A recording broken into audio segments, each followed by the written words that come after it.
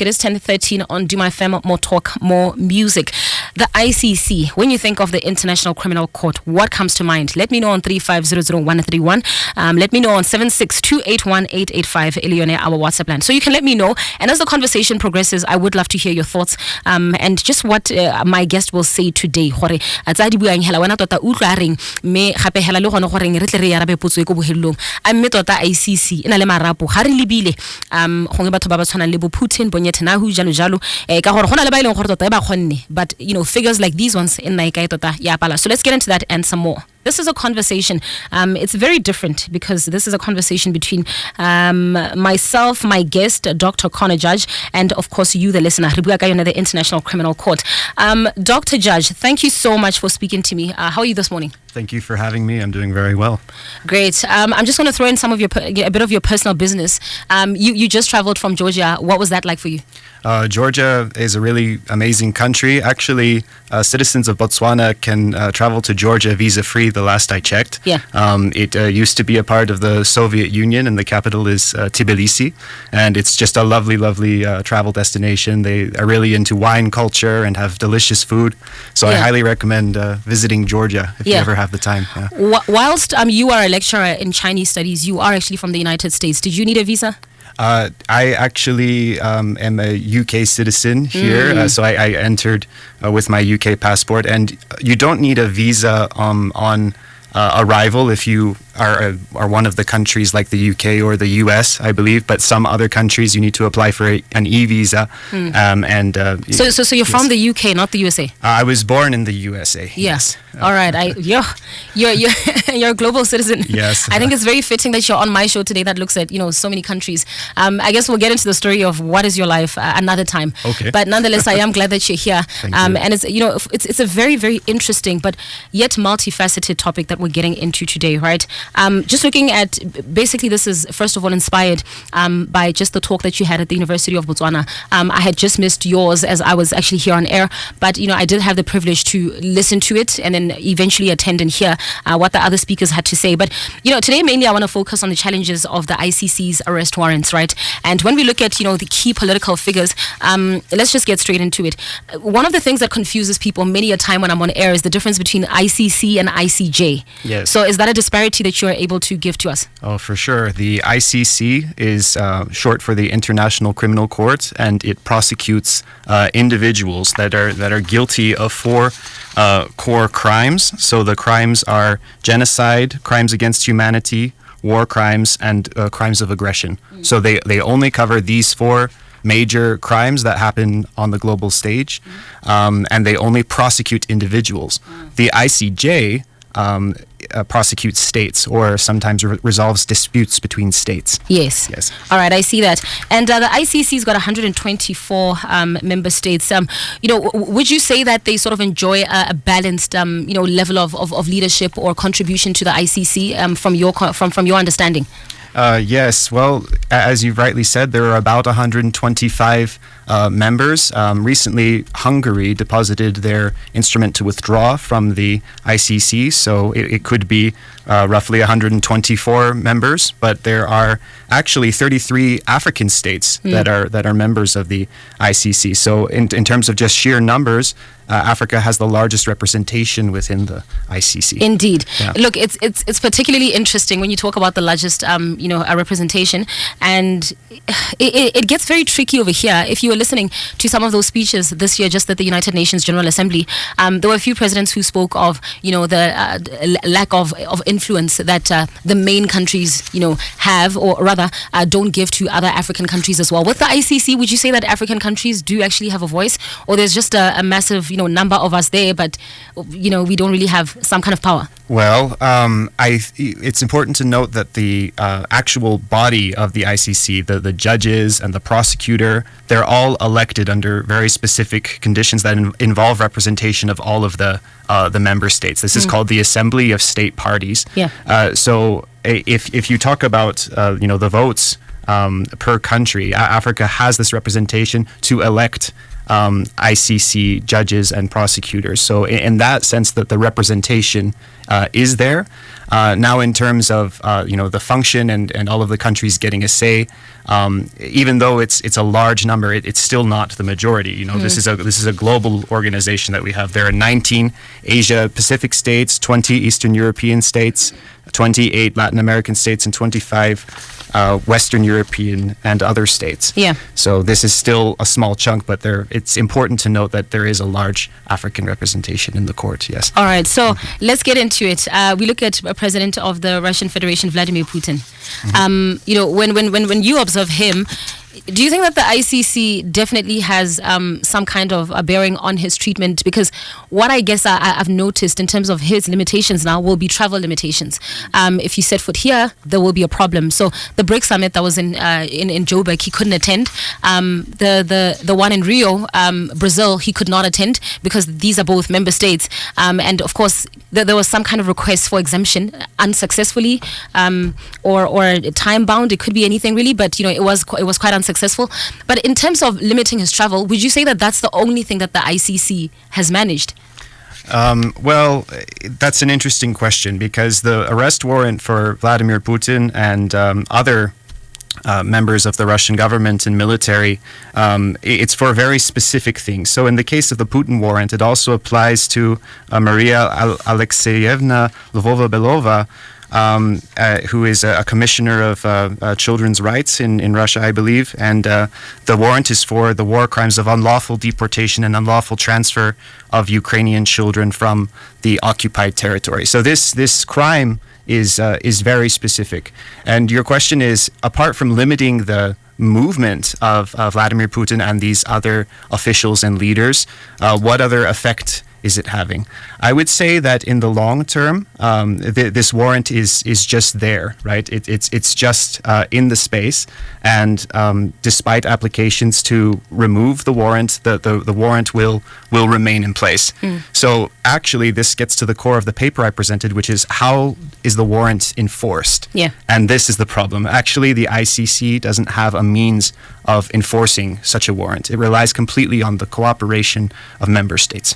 And looking at Russia, the likelihood of that being the case for Vladimir Putin seems close to impossible.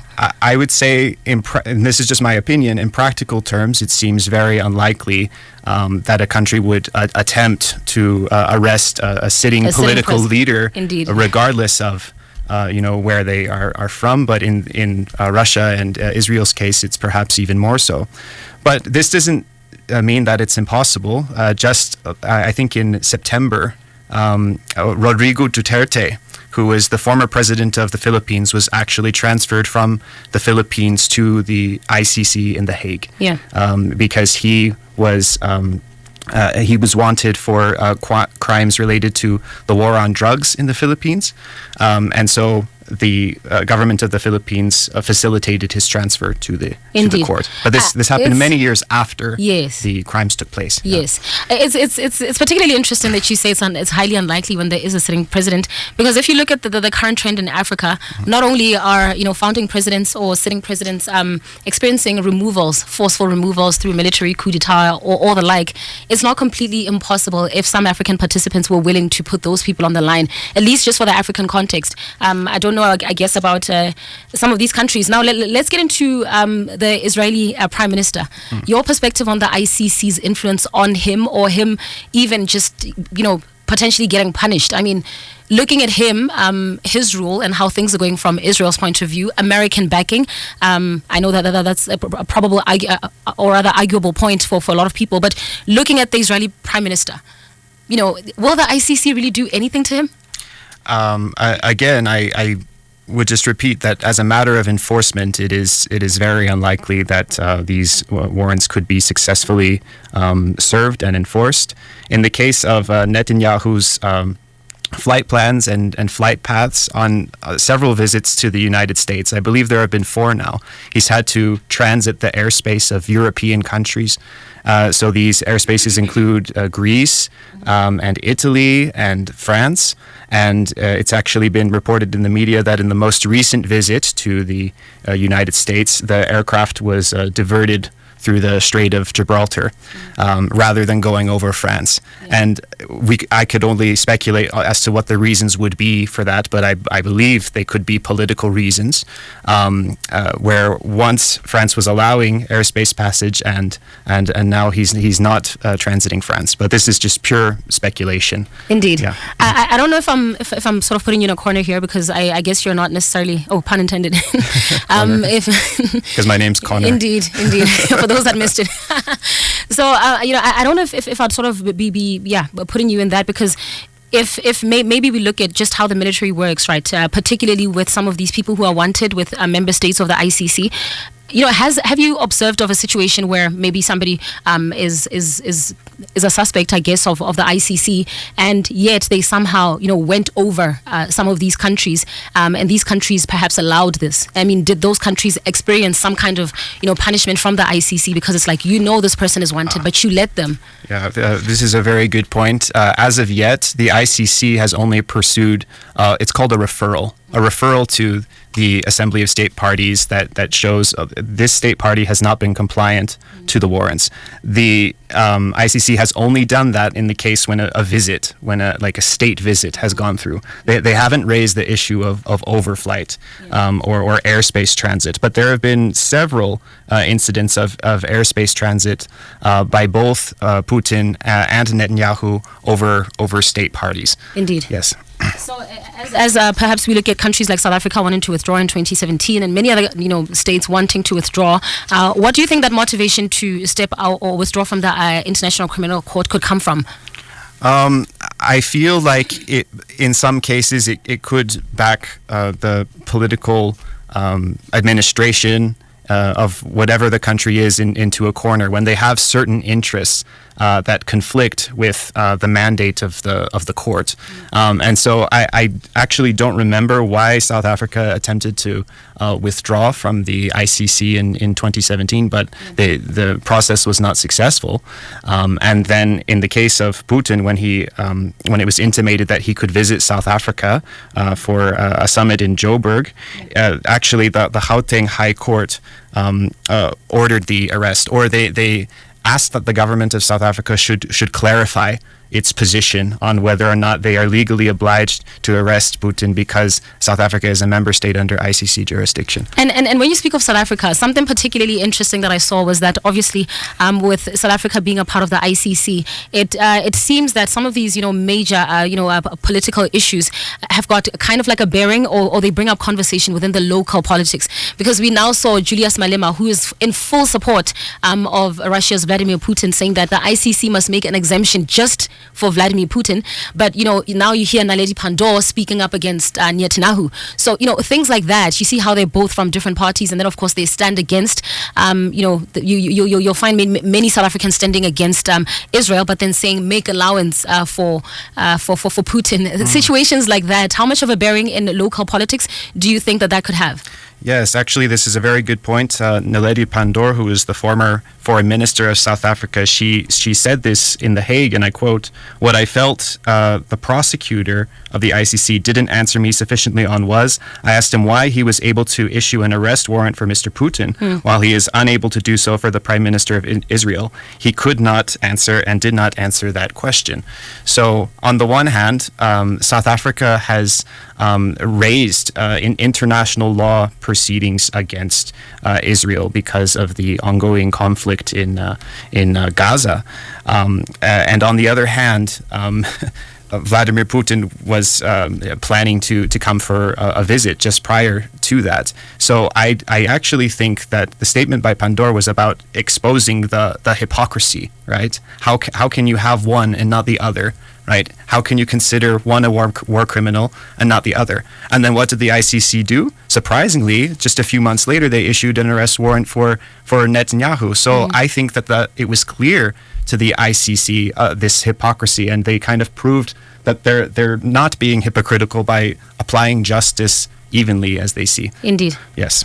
It's a very interesting one, really, because it seems that each state wants to pick who should be considered a criminal. Even if the two different people were to do the same thing, the one that works with my country should not be considered that. And this exemption for Vladimir Putin, that Malema was saying that, and actually tried to submit a provision for that to be the case. Is that possible? Could it actually be done where the ICC will give an exemption to somebody who's considered wanted by them or a suspect of theirs? I don't think that there is the scope for the ICC to offer an exemption, right? Yeah. Because this is a court that we're talking about. Indeed. Court. It works on evidence. Court is about rule of law, and it's very evidence-based. They didn't raise these warrants for political reasons. They raised them for very practical and real reasons. So it was a long shot from Malema's end and the others. I can't really comment on Malema, but I actually think that the request for an exemption maybe evidences a lack of understanding about what it means to be a state party and how the jurisdiction and the law is applied. I think not many people know about the ICC. And not a lot of people know that they are in a country that is a state party to the Like ICC Botswana. and what that means. Yeah, Indeed. but you see, no one forced these countries to sign up to the ICC. There are many countries that have not signed up, right? And many that are now trying to leave it. And many that are trying to leave, but there are also many that said we will not intimate joining this organization in the first place. But when you join this organization, there must be clear reasons for wanting to join the organization. Chief among them being the having the scope to prosecute these 4 international crimes. Right? Just think about international law. Think about the Geneva Convention. Almost every country in the world is party to some protocols of the Geneva Convention. Indeed. Right. So we can all agree what's right and what's wrong and what human rights are within the field of international law. Yeah. Interesting one. So we'll come back with some more. If you've got a comment, of course, you can call us on 3500131. I already have a WhatsApp message at 762818885 where I will take your message and your contribution. But I just want us to step into the African context, as a few African leaders have said that it seems that the ICC is particularly targeting mainly Africans, African leaders, and is not so, loud and proud about rather wanting to prosecute those from elsewhere. So let's just take a short one, and I will be accepting your calls as we continue. Good morning. Zutswa 97.3 Duma FM. More talk, more music. Serowe, keep it locked on 89.9 Duma FM. More talk, more music. It is 10:34 right here on DUMA FM. More talk, more music. Of course, my name is Roberta, and this is Foreign Desk, where we look at international issues and how they affect Botswana and Africa. And then, of course, my guest is Dr. Connor Judge, lecturer in Chinese Studies at the University of Botswana. Dr. Judge, yes, when I was introducing you, I said a PhD, School of Oriental and African Studies. So you've got a PhD in African Studies? I have a PhD in Chinese Studies. Chinese Studies. From the School of Oriental and African Studies. So that university, it's quite a famous one in London. They just look at the area studies of Asia and Africa. Oh, okay, The only European language that they teach there, can you guess what it is? European? English? Afrikaans. Because really? Afrikaans is based on Dutch. So that's the only European language they teach there. Others are all Asian and African languages. All right. Yeah. So, and do you speak, I don't want to say Chinese, but Mandarin or Cantonese? Or? Yes, I speak Mandarin Chinese. Yeah. Nice. Ni hao. Ni hao ma. That's all I can say. Yes. Very useful language. No, definitely. And it's becoming a global language, it seems. But we've got a message here that says, we don't want ICC in Africa. They undermine us. And that message is from our listener, Ras Ganja. And we have seen, comments, of course, by different African leaders saying that it seems that the ICC is mainly targeting African leaders. Would you say that this is just an unfair statement to make, or could it be justified by something? It's interesting because, and again, my paper is just focusing on comparing these 2 warrants of leaders of countries that are in wartime. So that's Vladimir Putin and Prime Minister Benjamin Netanyahu. Both Russia and Israel are currently in a state of war. So that's why I brought them into comparison. But this does not neglect all of the other cases that the ICC has raised. One prominent case is Omar al-Bashir. Yes. And so on the one hand, yes, in the literature there was a lot of criticism saying like the ICC is just going after leaders of African countries, but now I think that with these other warrants, it kind of proves the opposite is true. And let's not neglect that the ICC doesn't just go after political leaders; it also goes after just international criminals in general that are guilty of some crimes. There is an organization called Interpol, which posts red notices. These are notices that the authorities in an Interpol member country will have to arrest. They were currently actually holding a conference not too long ago here in Botswana. Yes. So last I checked on the Interpol website, there were 6 criminals that are wanted by the ICC in the drop-down menu. So the ICC does much more than go after political leaders, but it just so happens that political leaders, they're the ones who are giving the orders, right? They're the ones who are calling the shots. They're the ones who can make crimes against humanity possible through their words and their instructions. So that's why there is the presence. So but a political leader is more likely to be to find themselves, in or rather guilty of such than the ordinary. Indeed, but every state is different. You have the administration, you have the executive, and then you have the military alongside it. So sometimes the military isn't very closely in line with the government, so that the military may be taking actions that the government doesn't sanction, etc. So it goes after military leaders and commanders, sometimes military personnel themselves, which is actually why many countries with a strong military presence globally find a lot of fault and criticize the ICC. The U.S. Is not in favor of the ICC. Russia is not in favor of the ICC.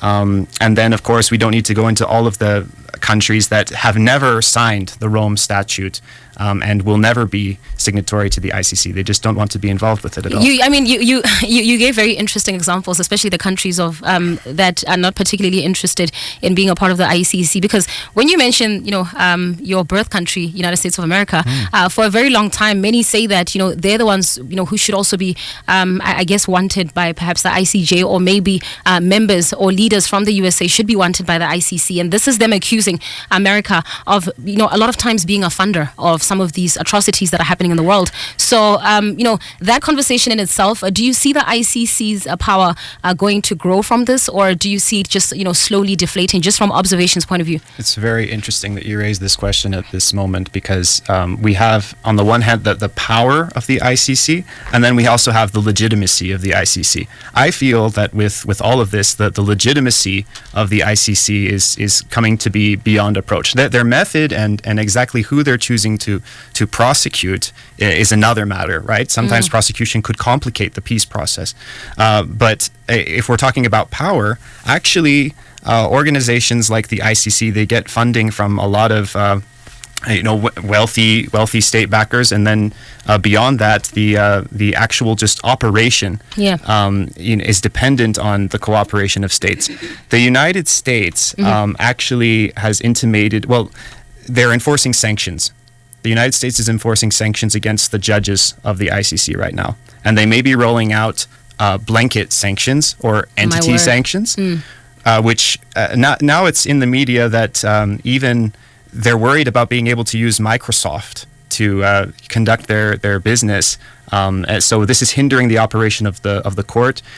According to the United States law, United States persons, they can't interact with members of the ICC in a financial capacity. So there was a grace period to wrap up all financial transactions with ICC judges and prosecutors, etc. So, it's interesting. The United States is actually sanctioning the ICC. My word. Yeah.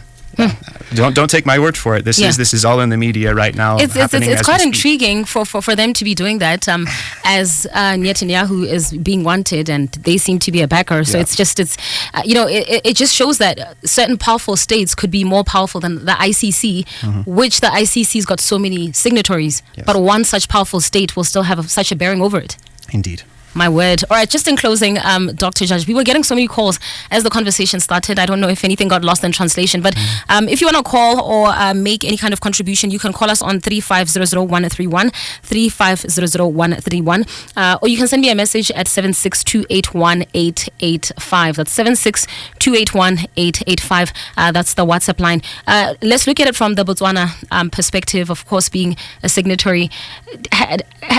Does this truly, well, let me take this call first before I go to that, as I want it to be my closing question. DUMA FM, good morning. Roto. Erra.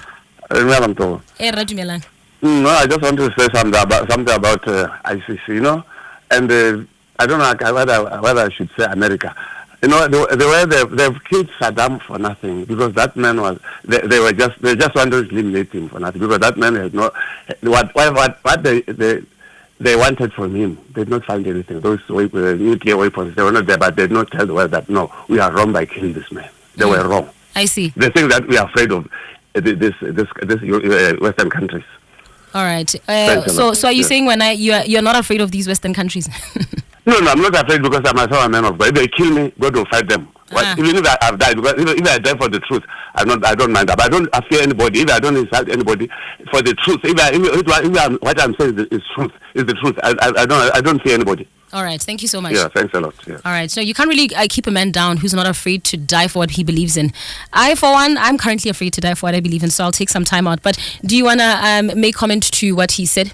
I didn't fully understand what he was saying. He was saying Saddam was killed unfairly. Yes. Oh, he was saying Saddam Hussein was killed unfairly. Yes. Yeah, I have no comment on that, other than that part of the reason that the U.S. is so opposed to the actions of the ICC is in part because of potential for prosecuting U.S. political leaders or service members. Yes. Right. This is why the U.S. has never ratified the Rome Statute. And then there's other concerns about federalism. The states have to make their own laws and so on and so forth. So it's a push and pull on that front. But yeah, and then perhaps just the notice, the letter that was sent by U.S. senators to the ICC. It was an objection in the strongest terms that if the ICC continues its politicized attacks on Israel, that the U.S. government will target the judges and functionaries of the ICC. Yeah. Yeah. All right. Do you think the ICC perhaps needs an international police force to be able to implement what they believe in a little bit better? Oh, I really don't know about that. I think you have the UN already for that, but by Security Council resolution, you can launch a peacekeeping operation. It's actually also interesting that you bring up the UN, because one of the ways of declaring a jurisdiction for the ICC is through UN Security Council agreement. Indeed. Right. But of course, there are 5 permanent members of the UN Security Council: USA, China, Russia, France, and that's what a lot of African leaders were saying, that we are not part of this 5. So how do we then have any kind of influence? So let's say that a crime, one of the 4 crimes, was committed outside of all of the member states, but it was still considered this is a big crime against humanity. The UN Security Council would meet, and then they would discuss whether or not a jurisdiction should be declared. So the things happening in this country that is not a member could be considered for prosecution by the ICC. Yeah. And then the 5 permanent members, they have veto power. So this means the United States could say, no, we don't agree. Or Russia could say, no, we don't agree. Depending on who they're friends with. Depending on political alignments and things like that, So, I mean, in all of this, I'm not taking any political positions. I'm not saying I agree with one or the other. I'm just saying this is the reality as it stands now, and it's a very complex reality, which is why I decided to write a paper on it. Yeah. What was the most surprising thing for you when doing your research, writing this paper? What really, stands out for you the most? Well, I feel like in the media cycle, a lot gets clouded, right? There's a headline story, and no one has the time to really read everything that's happening in the news. But I didn't know that Hungary decided to withdraw from the ICC after Netanyahu visited Hungary. Yeah. So actually, I believe in June 2026, Hungary will no longer be a member of the ICC. And it's also interesting because in the news a few days ago, it was suggested that Putin could meet Trump in Budapest, Hungary. right? While the jurisdiction is still valid. It's still... Yeah, and in order for Putin to get from Russia to Hungary, he would have to fly over another ICC member. Goodness. He would have to fly over Poland or perhaps Romania, and so this all gets very, very complicated. Who will allow their airspace, of course. I mean, the flight plan would have to consider one of these countries to allow him to do that. Yes, and as it stands, Poland has some issues with Russia right now, so I don't know if they would allow airspace to passage. Put it friendly. but I checked the news this morning, and apparently, as far as I know, the summit is on hold because there still isn't a consensus about the war in Ukraine. For me, I found it particularly interesting. Even when President Putin went to meet up with President Trump in Alaska not too long ago, I just found just the flight plan. And one thing I did observe is that different media houses suggested different travel plans, which obviously, I guess, for intelligence reasons, nobody will truly know how something exactly goes. But in terms of, just those flight plans and how they're being done, I believe that sometimes we will believe that something will be paused, but in fact, it's not paused, So it just could go any which way, Indeed, yeah. So it's one of those things. There's a message here that says, same as the United Nations, ICC has no spine when it comes to the USA and Europe. Okay. Yeah. So, my dear listener, I believe so. All right. As we wrap up, any other details that you found particularly interesting to close off the conversation?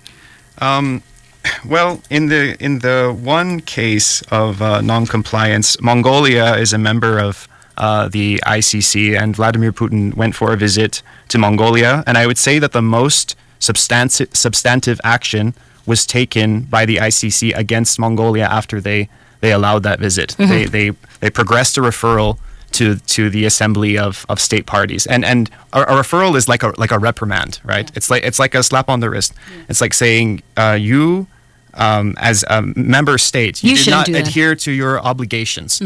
And then the matter is closed, right? Yeah. I don't think Mongolia wants to leave the ICC. I think they want to stay a member of the ICC. But in the case of Hungary, they said we don't want anything more to do with the ICC.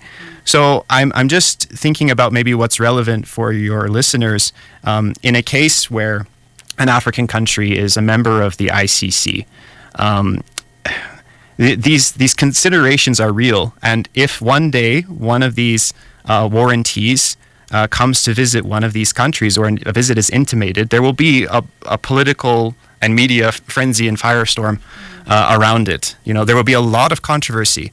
And so that's why I think information is important. It's important to be aware about these things so that everyone can form a decent opinion and make good decisions. Indeed. I also find it particularly interesting, especially when you mention the media, as that noise that we are, as the media, able to cause. It seems to be quite ineffective when it comes to the ICC.